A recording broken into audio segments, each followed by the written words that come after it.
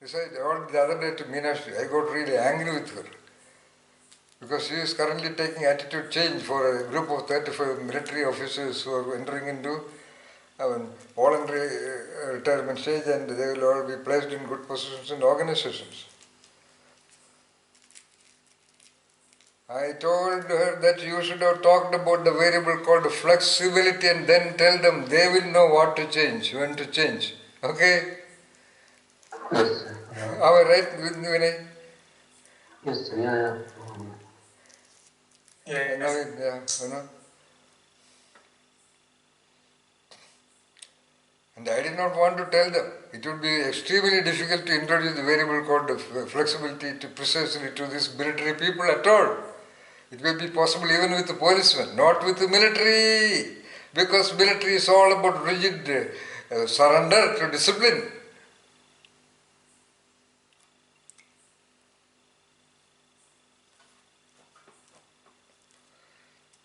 And they are in great demand in companies because, especially as administrative officer, because they will do a good job of maintaining the rigid practice of their companies.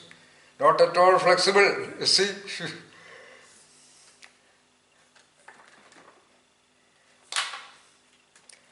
Military people are particularly incapable of flexibility. And all of them retiring as cadets and all, officers, all of them will get decent jobs. They will not do a wonderful job at all, I know that. But they will remain there in the companies because they know how to behave with people. People appreciate their discipline. They are well-bodied, well-dressed, very impeccable all the time. So people have an appreciation for them, very decent, sincere people. But they do not have any of the attributes of creativity or leadership at all. Even police people will be much more flexible.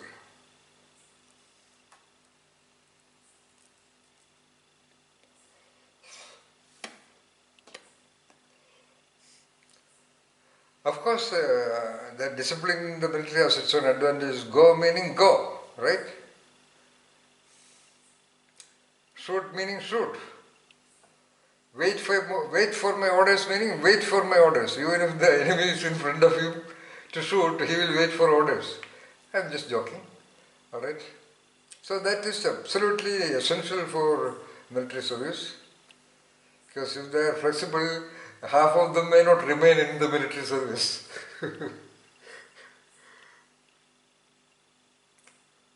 Similarly, air pilots are also trained for rigidity. They have to be rigid. And of course, they have to be because strict protocols. And if somebody is very creative, he will be a failure as a pilot.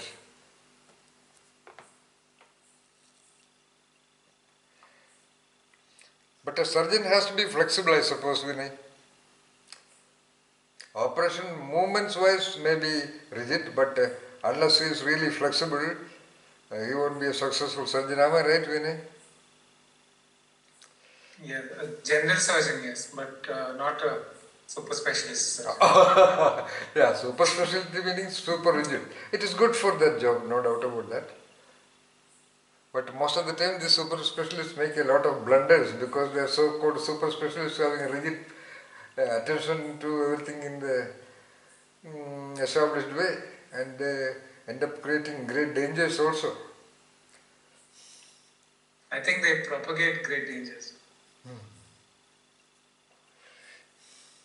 Once again,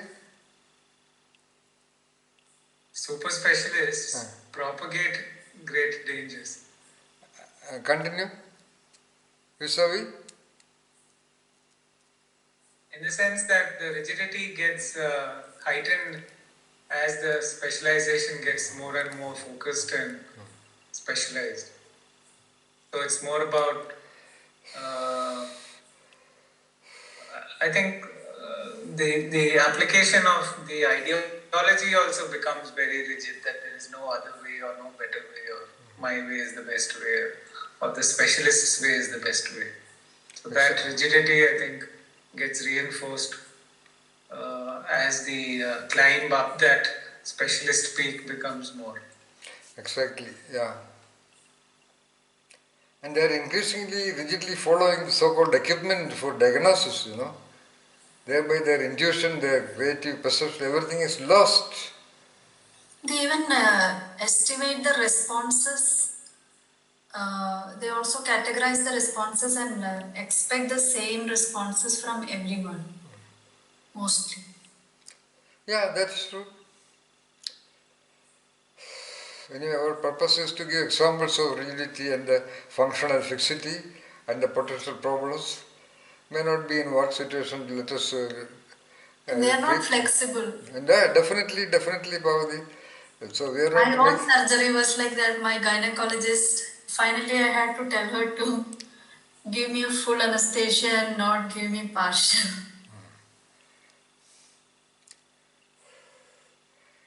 Yeah.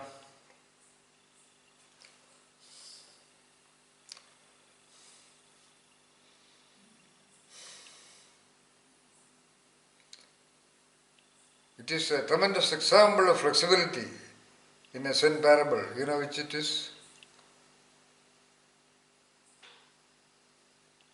Which one?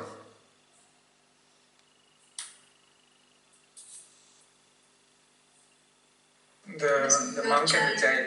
Of course, the monk and the girl. So the girl and the monks. Yes. It requires tremendous flexibility to drop the girl.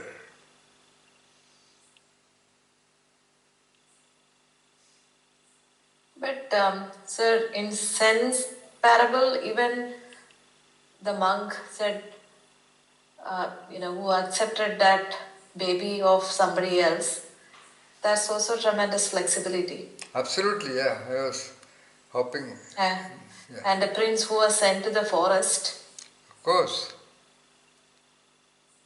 So That's why all those parables are great case contexts where we can discover most attributes of creativity, originality and genius. The other monk was holding on very rigidly to the paradigms of their tradition. A monk shall not even think about a female. Not even think, let alone touching and all that. And as a result of that rigidity, he could not even talk for the whole day. One day is lost. He could have clarified a great lot of perspectives in Zen, which is a rare opportunity to travel together with the topmost monk in the country.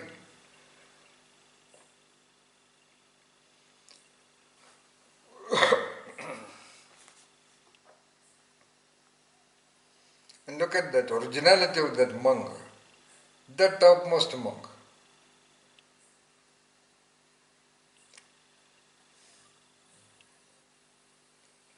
Because of rigidity, people enter into accidents and interpersonal conflicts of almost all kinds, Sarah.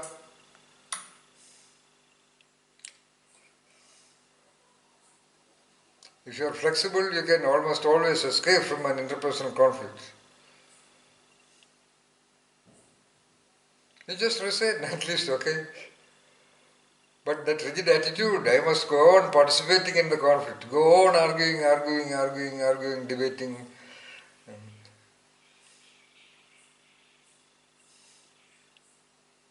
Resign in the very beginning, when things are not okay. That is also a simple example of being flexible in mind settings of emotions and attitudes.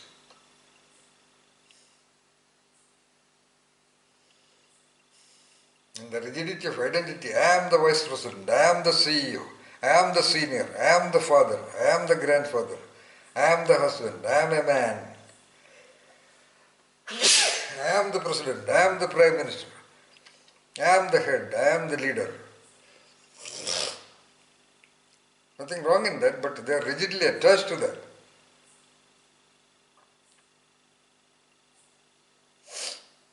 In other words, when you are a master of flexibility, you become a nobody.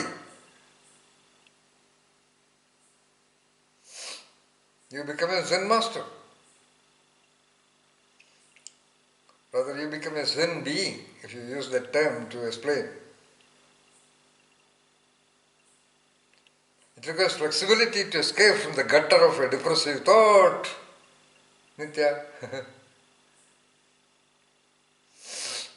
A disturbing thought, an infiltrating thought, a trespassing thought.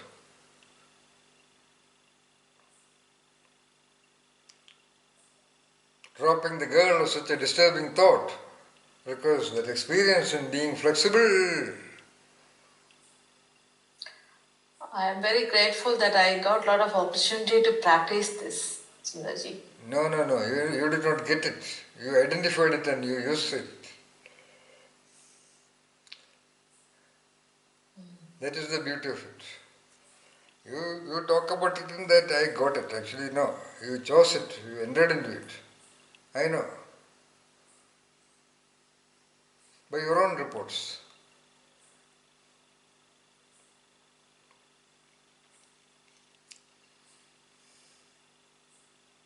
That's why people in general used to say in the past, elderly people say to young people, I have seen a lot of world. Okay. Yes.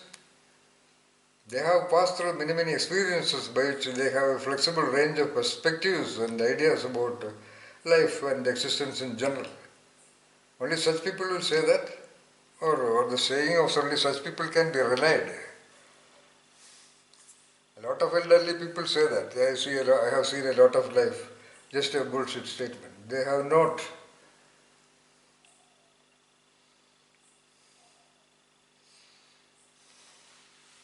But still they have something.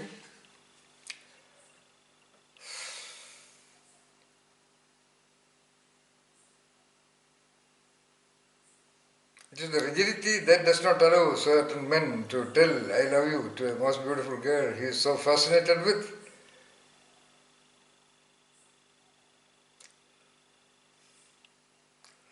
You know, I had an institution called a School for Creative Perspective. After about 10 years, I had some 10-12 students. And increasingly, the number of students, the kind of students became more majority girls. And what happened is that, every one of them, without a single exception, chose to marry on their choice, including the ones who had their marriage fixed, engagement rings exchanged. Then I realized that, when a female becomes creative, which involves that flexibility invariably, she would change her mind. She would choose a person of her liking. Of course, as a result, I had to close my institution. That's a different issue. And anyway, that was my flexibility. At the height of very hard-earned success, when such a thing happened, I thought, why should I? Just next day I closed the doors. Whether I get money or not. I did not have even 500 rupees in my pocket when I did that.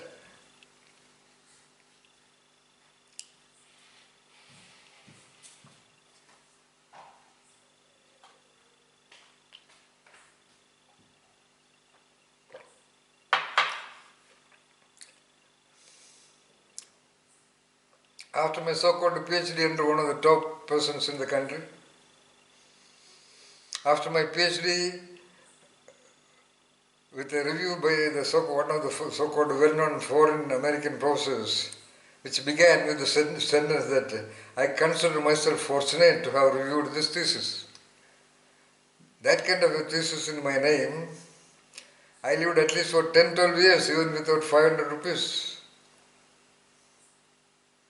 I never felt anything at all.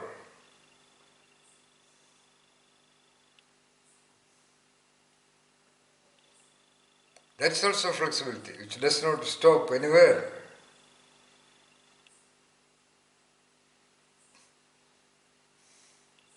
I have never lived in a permanent income at all.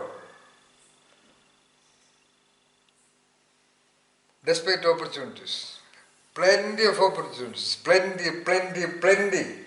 Unusual opportunities. One of the richest guy in Bangalore by name N.S. Raghavan, who has donated 25 lakh to IIM Bangalore to build a wing. He called me into his house in the presence of his wife and son and daughter-in-law. He told me, I can give you tons of money. He asked me, have you had tons of money? You start your institution in Bangalore. You tell me what you want, I will give you.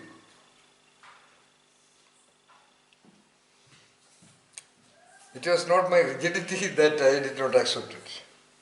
It was my flexibility to negate that great opportunity. Because I don't belong to that kind of a category. Who would get fascinated with money or fame or recognition. But I would have accepted it, but certain conditions of him, which were not unusual conditions. The only condition where there was a disagreement was that he wanted at least 100 students in a session. I said no.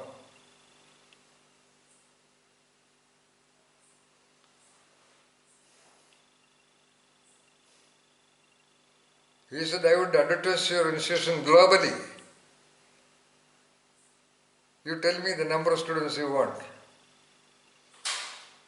But I just said, no, I am doing not teaching. Teaching anybody can do. Teaching you can do it with 100 people at a time. But I am interested in training, changing, enabling shift in perspective, enabling flexibility. It requires much more closer interaction with a limited number of people. I am telling about possessions you may take and comfortably take because you are flexible. It's 23:30. As a result of which you can feel so bloody good about you. When I say I negated such an opportunity, I feel a very ridiculous secret pride in me that I just cannot be purchased by money. Nobody can. I cannot be accessed by or purchased by recognition, acceptance, nothing. This a lot of big people have told me, including the editor of Indian Express Bombay, Santosh Goenka, who had come to my place more than 5-6 times. He also invited me a lot of times. You tell me what you want in Indian Express, what position you want in Indian Express. And finally he told me, you are the first one I ever see in my life who cannot be purchased. That's the language he used.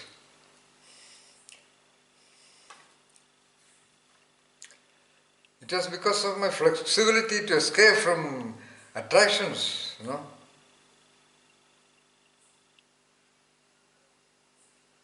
I'm giving examples of flexibility.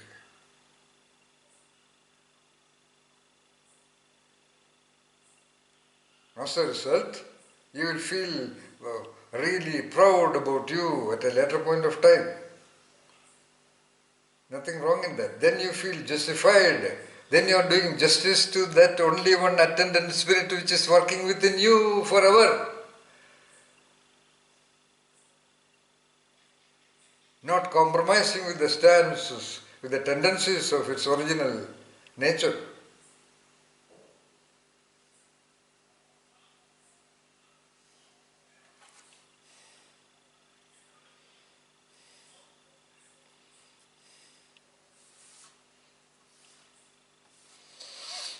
To such a stage is the possibility of flexibility.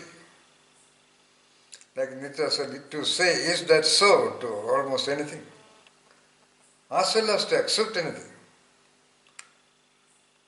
as well as to be cool about losing anything, detaching with anything. Whether you are not bothered about attachment or detachment, you are just the you, the nobody you, the center point of the web of your existence. You see, the spider finds the center point of the web as the most comfortable place, most advantageous place. From there it has easiest access to any other point of the web, So that you can be in the center point of you, being centered inside you.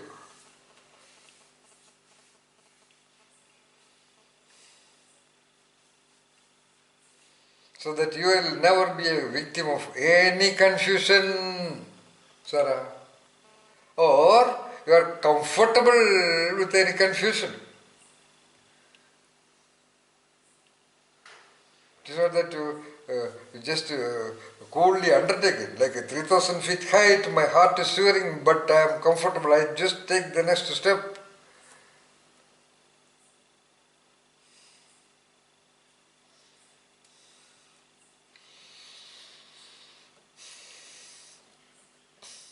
Take the next step.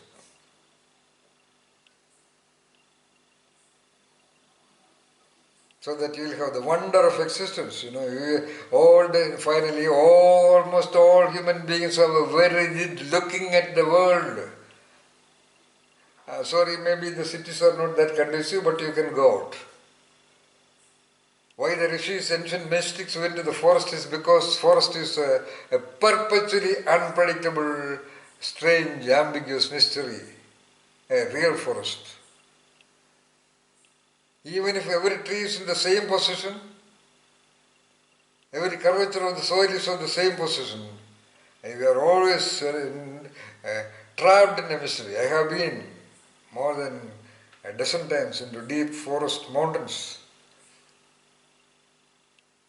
You just cannot be rigid.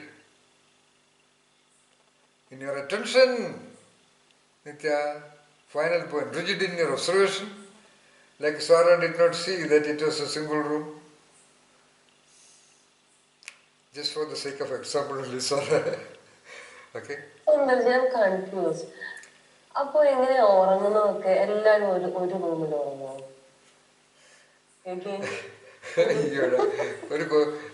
Little girl Sarah.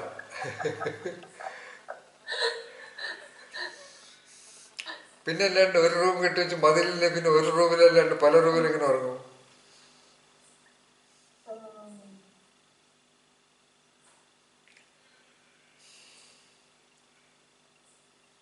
Learning a lot. What? Learning a lot. Nobody can teach me like you.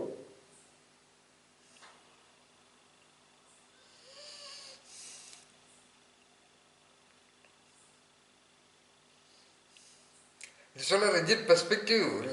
It's only rigidity that the house should have a bedroom, a drawing room, a visitor's room, a kitchen room, what not. And I am telling you, I think so. Though I don't want to talk about it, but I think it's very likely that people living in such an environment are unconsciously bored. That only leads to potential marital conflicts between parents and children. It is all unconsciously perceived. The very body itself is flexible, immensely flexible. The very systems are flexible. The very mind is flexible. You just control your thinking. It goes on flexibly, varying ideas that endures. And the owner, the manager, the leader of that corporation, that ever flexible corporation is moving around in a physical setting which is almost all the time the same. And it induces an unconscious boredom. I call it ennui, E-N-N-U-I. It's a deeper psychological process which people are luckily not aware of. But definitely victims of that. That only is manifested in the marital conflict. They are in love. But they don't realize. That's why it is conventionally told even by a so-called motivational speaker that once in a while you go out with your family for eating out or for a film or to sightseeing or for trekking or for an expedition.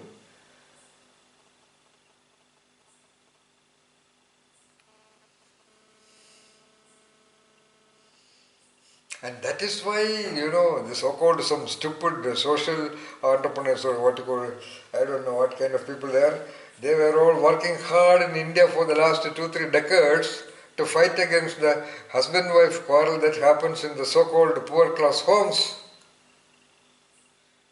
I have seen it here in my village, terrible shouting at each other, husband and wife, next day morning, hand in hand.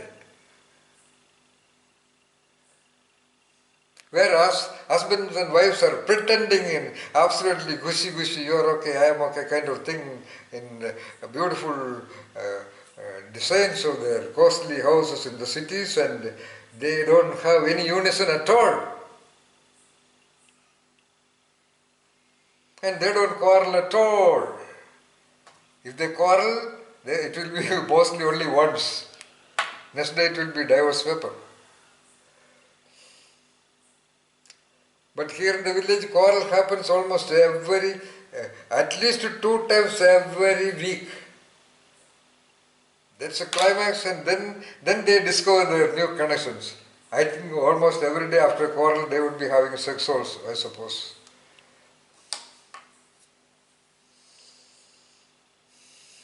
And that is absolutely mistaken, misunderstood by some of the reports, casual reports from some of the housewives, and it is exaggerated, and now it is a punishable offense, and they don't do it.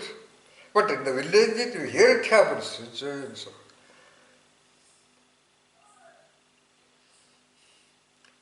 In those interviewed ladies, they have never tasted the beauty of the rediscovery with the husband, rediscovery of their absolute communion after a quarrel, because they have never quarreled. If they have quarreled, then the rigid self-images and self-perceptions would create another problem out of that, and that is their so-called flexibility, following a rigidity. Oh, who is he to talk to me like that?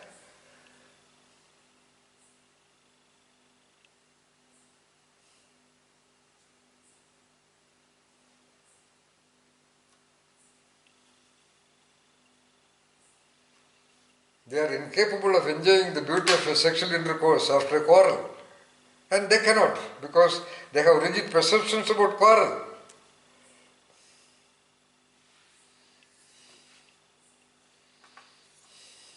Or they are highly informed, educated people. But the poor people in the village are luckily not that educated and informed. So they have the freedom to quarrel, and they have the freedom to hold each other the very next day morning. Oh, of course, maybe in the bed also.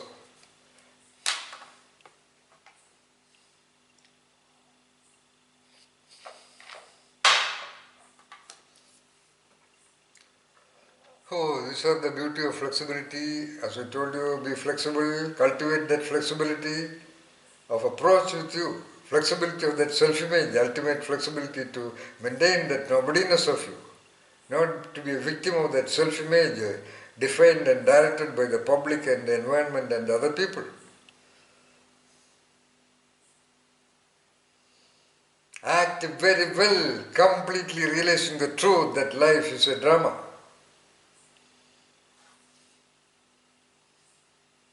Then you will be able to be flexible, You take life so seriously, that's why you are not able to be flexible. You don't have to give an account anywhere. Life is something very simple. Don't make it unnecessarily complicated. But of course, you just alone cannot decide it. As of now, things have gone beyond the point.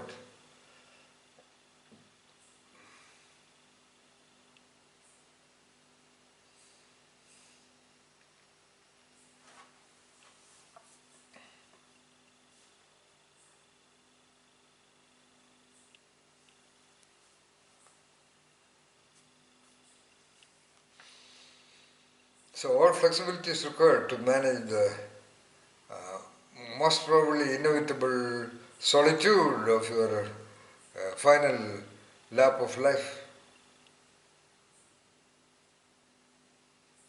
which is almost inevitable for modern times.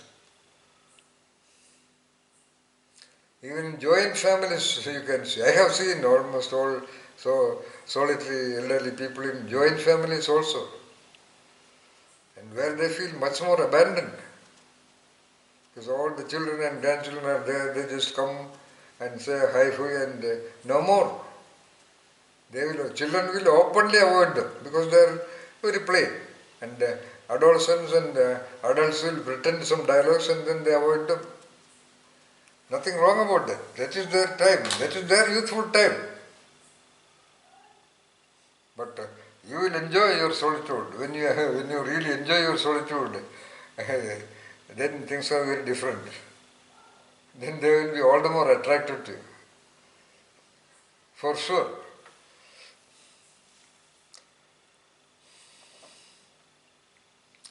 And as we began with just do not expect, expectations also imply a little bit of a rigidity inside you. Anticipations. That's based on some rigid notions or rigid implications about things and the people and events and so on and so forth. So I told you, just be a nobody, just be immensely flexible. Is that so? Drop the girl whenever it is necessary. And of course, take the girl also whenever it is necessary. Give her even a kiss and forget it the next moment.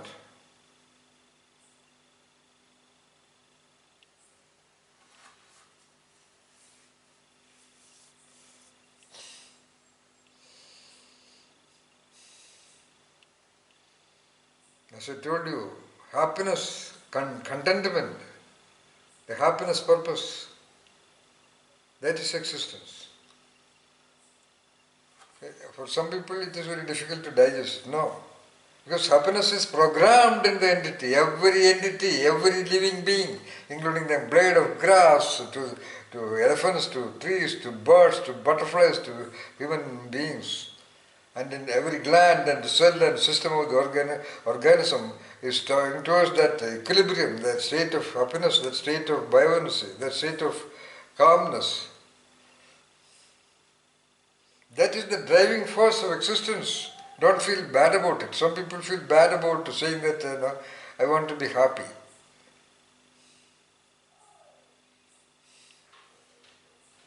Those who deny that, they are the ones who are much after happiness, I suppose.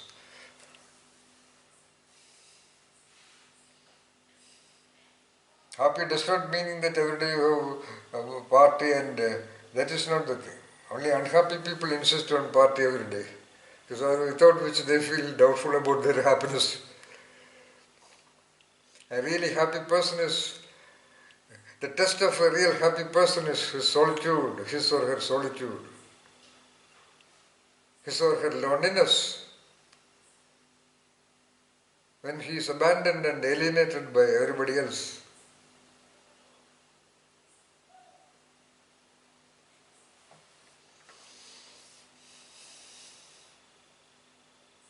That's the challenge of a genius. That's the challenge in which almost all creative people in the world failed very, very, very terribly. A genius will not be, but the creative people, which are different from genius.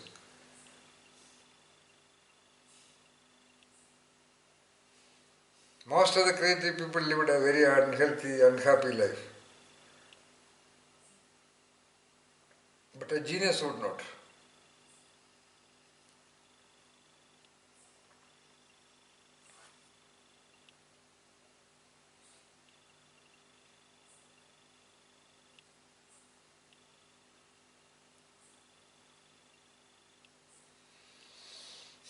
So, what is time now? 12 o'clock.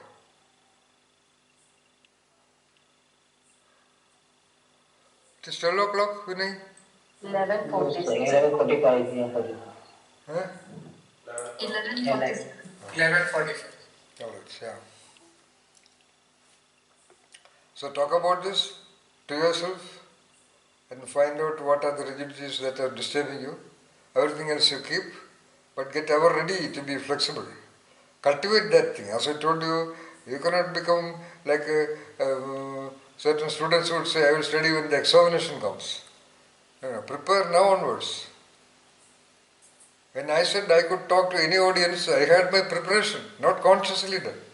My great father or mother, they made me read all kinds of books, including Upanishads and Indian classics and huge discussions about the mysteries of life and all those things. That is why, not because of anything special at all.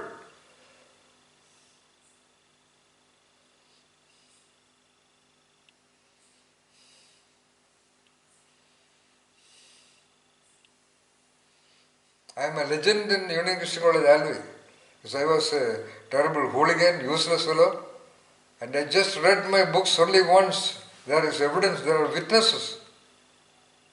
Just one reading of the textbook. Of course, most of the time, the wrong book. I talk about this with a lot of pride. It was nothing very unusual because I had read many, many great treatises far ahead of that. That is why. So this was all simple. That's what our discussions. I want you never to come across a tough situations like these sessions. You shall never get exposed to ideas which are bigger than this.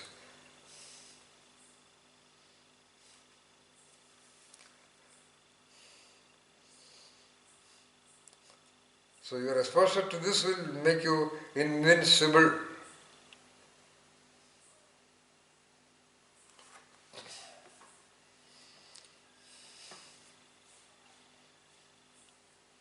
And because of the simple truth that your system, your person may belong to the world, but every system, every cell member in every cell of your body is a 100% integral part of this existential process that is going on this planet Earth, supported by the five elements, nourished by the air and water and food materials. Just imagine what are we fooling around with. But somehow the human beings are never told this, never reliably told this, either by the parents or by the teachers or by the system. In fact, on the other hand, the systems were all trying to fool you and put you into chains.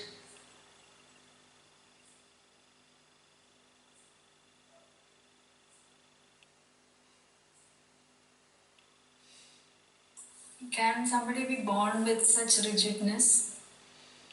Yeah, mentally retarded people, yes. It is called congenital retardation. Brain process not working properly during embryonic development time itself.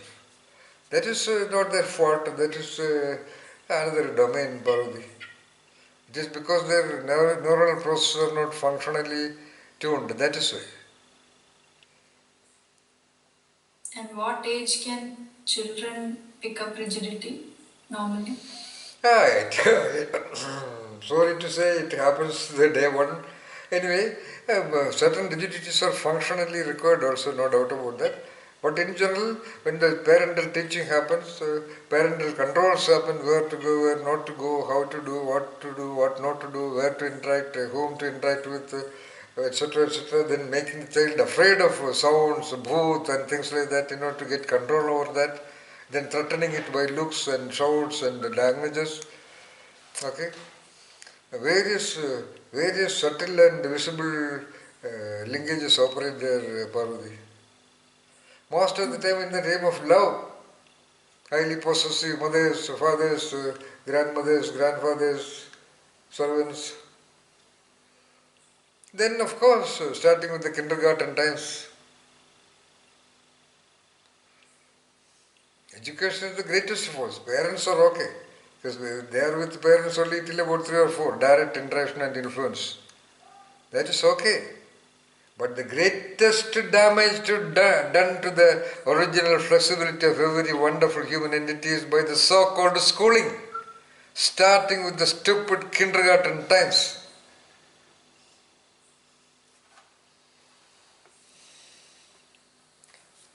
That is for the education industries to continue.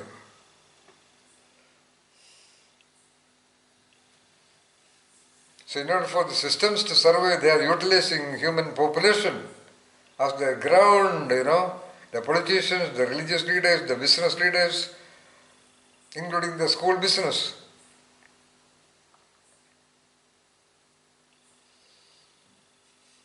That's why increasingly so-called homeschooling. Even homeschooling is done with a lot of rigidity. That's a different issue. It requires competent parents to do homeschooling. Homeschooling is not about teaching subjects in the school. I know at least 2-3 houses here itself where so-called homeschooling is done. And they all started doing it looking at me. We never schooled anything. I did not tell Rajarishi or Mandarishi you have to sit down and study anything at all.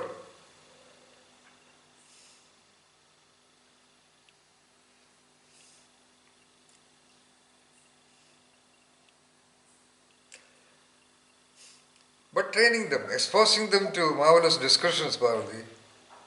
You can discuss your HR problems with your daughter, I am telling you. She will listen. She may not be able to tap back a solution, but I am sure. I have talked quantum physics to a 2-year-old, 2.5-year-old child.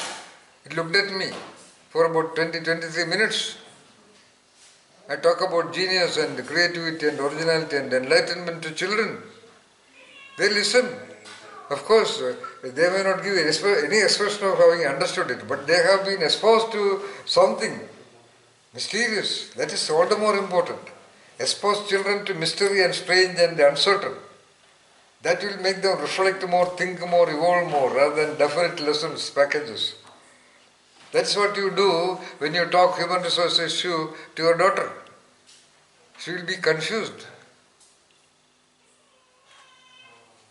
That confusion, that experience is a strange dialogue from the mother. That is more and more nourishing to the nervous system than educating her about what all stars are there, etc., etc., which a lot of mothers, so-called evolved mothers, misunderstand, with a misunderstanding to their children. Okay, it is at least a little bit better than rigid schooling. In schooling, what happens? You have to even sit at a place, physically rigid, okay, pose-wise rigid, and rigidly subscribing to a threat, unconsciously subscribing to a threat, and by which the child is sitting there so-called obediently without moving. There is an unconscious threat and anxiety. Little child is constantly trying not to move physically. When just 50 years back, children of that age and even the age of 6 and 7 were fooling around, climbing the trees and running around under the rivers. Okay?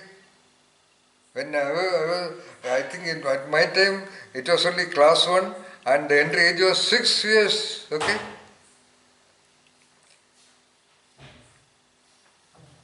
When I say I did not go to school, it was important only because my mother was the headmistress of that school. There were so many children around who did not go to school. Now, not going to school is a shame. In fact, when we were here in this village, these so-called poor villagers have come and questioned me, why are you not sending your children to schools?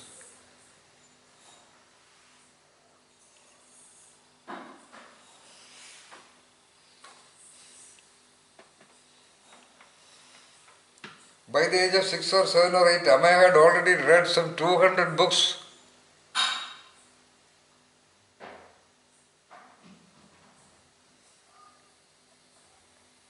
I did not teach them anything. I just purchased a pair of skates. Both of them are masters on skates. Not in skates competition. They can move around in a house like they are walking on a skate without hitting anywhere. Amaya went to a regular school first time in class 11 in a so-called systematic school. And he asked me one day, there is something called a school leader here, what should I do? I said, you give your name. So after 5 days or so, the elected candidate standing for election should give a speech to the audience. There was another guy competing, he was the school leader the previous year. He went on to the stage and gave a talk for about 8 minutes. And he did not say, please elect me as a leader. And then the sister principal entered the stage and said, if you vote for Amaya Rajarshi. He had no practice of confronting an audience before at all. Audience, forget about audience. Not even facing 3 people in his whole life till that point of time. Here he was talking to an audience sitting in a full school ground. Entire audience from class 1 to plus 2 seniors. So that is called flexibility, because there was no rigid self-perception, which is there was no an element of fear, which also is rigidly maintained by years of sitting in the classroom. Rigid fear, an unconscious fear of authority. It's a problem with a great lot of people. That's why even the greatest some perspective campaigned all over the world, the fear of God is the beginning of wisdom. What a bullshit! It should have been love for God at the beginning of wisdom. Because fear of God only will work. You know? Because entire humanity is trained to be afraid of the authority and power and position. So God is a big boss. So fear is the most comprehensive concept there. Love for God, oh my God. I cannot even express my love even to my uncle and my father and my teacher. So how can I love a big boss called God? So fear is a better alternative, you know.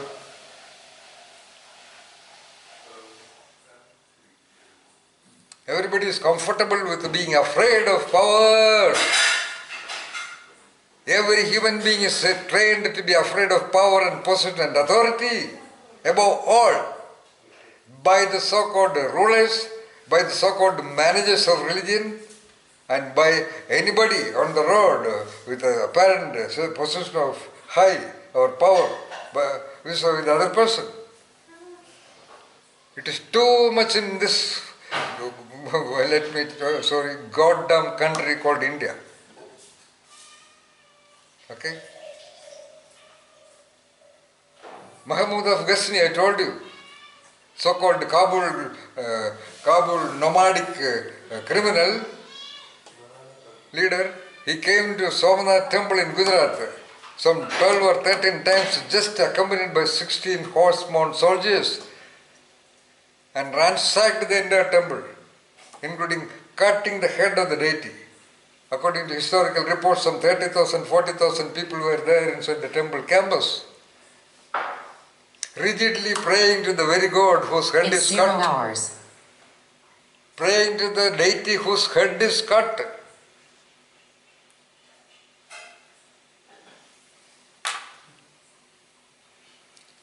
So these are the implications of this rigidity and the fear. Why I am not able to change is because of my fear. Something will be lost. Some image will be lost. Some position will be lost. If I take a single glass of beer, some purity will be lost. My self-image will be lost. My good girlness will be lost.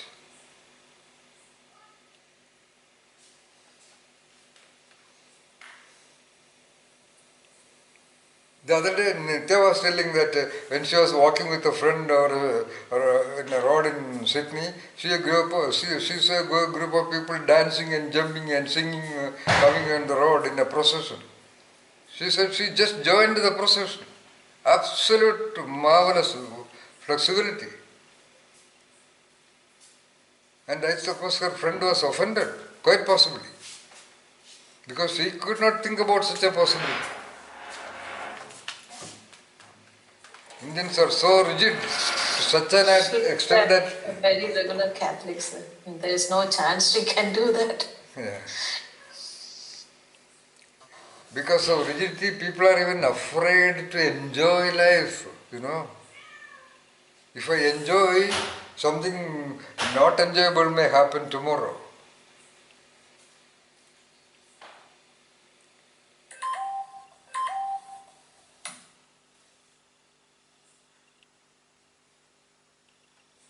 Lot of rigidity. So you choose, creative choice. Some people say a simple life, meaning you should be, even if you have money to buy a good car, you buy the small car. Even if you have money to buy a good watch, you buy a small watch, etc., etc., etc., etc. Be simple. It's a philosophizing about simplicity. Not necessarily. If you have money, if possible, you buy a Mercedes-Benz or a BMW or whatever. If you have money, enjoy.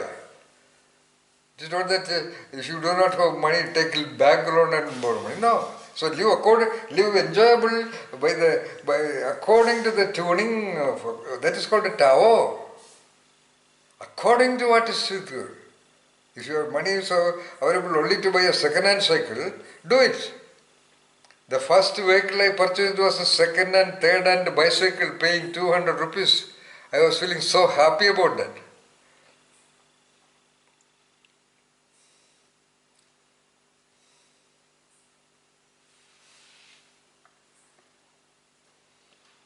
So that is Tao. So happiness in the given. And if the given is is allowing you to to earn whatever, just take that also. That means no rigid rules, that's what I said. If you can buy a BMW, buy it. If you want to buy only a bike, you buy it. If you want to buy only a cycle, buy it. And feel good about it. You have to ask, is that so to you? Do not look at somebody else who has a, big bike and I have only this cycle. Then it is again applying a rigid philosophy or rigid comparison somewhere. Some rigid notions about life. If he has that, I should also have that. Not necessarily. Is that so? Drop the girl. Okay, I am the greatest monk in the world. A girl is, I have to lift a girl. Why not? My entire reputation may be affected. So what?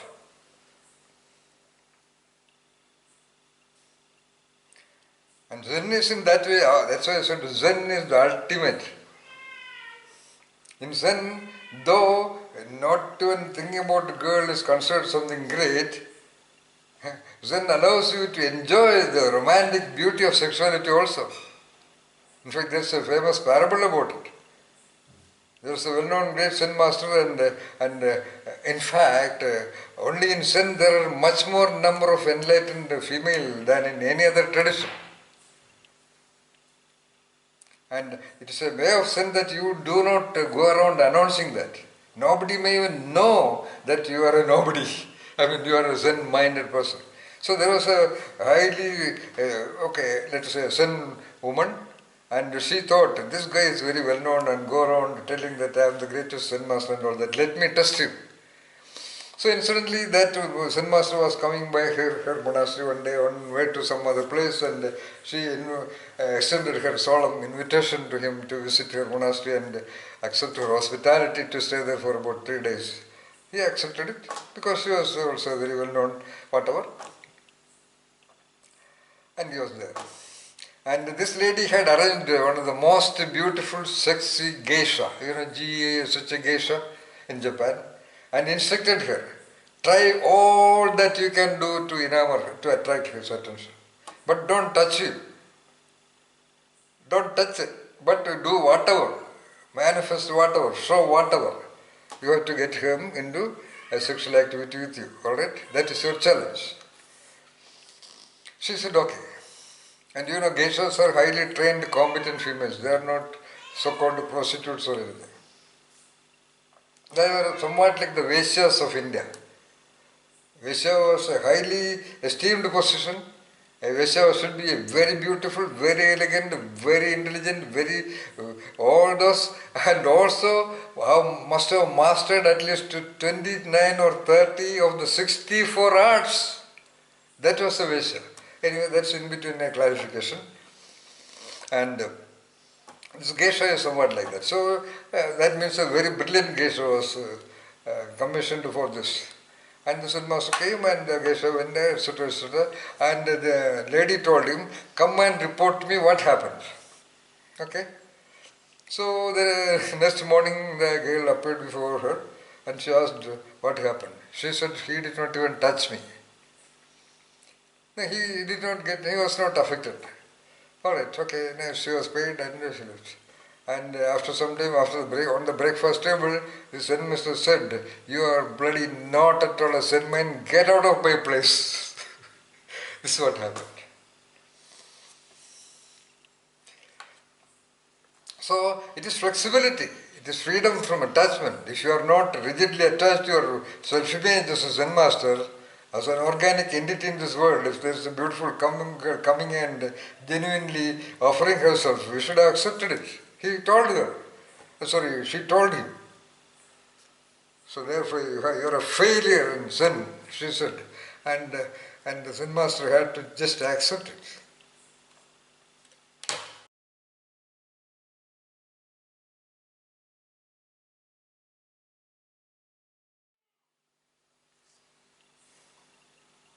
Alright. So we should have discussed a little more about creative sensitivity. That's what you have understood. Cultivate it. Read a lot of wonderful books. Reflect on that. Read at least few wonderful books. That's enough. Read and reread it. Relate. Just look at. Allow the eyes of your creature to look at the vast skies and the stars and the mountain tops. Allow your ears to listen to the sound of the birds and the winds and the rains. Allow your body to experience the warmth of the sun and breeze. Because the creature belongs there, the real planet Earth. The person is trapped by the human world. Okay, that's okay, we have to eat food, preferably good food. And manage it strategically.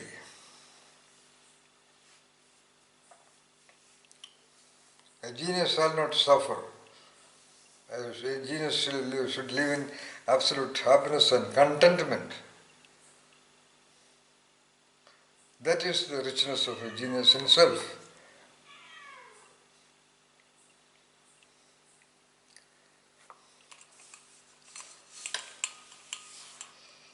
Enjoy the beauty of that feeling of gratitude to every cell of your body. That also is a constant, character of the mindset of a genius. Because when with that genius sensitivity, the only possibility is feeling grateful to everything. He or she only can enjoy the wonder and the marvelous beauty of this existence. So, I would say a genius is suffering from gratitude, let us say. That much he is so happy about being grateful to things. Or grateful to people, or grateful to friends, or grateful to...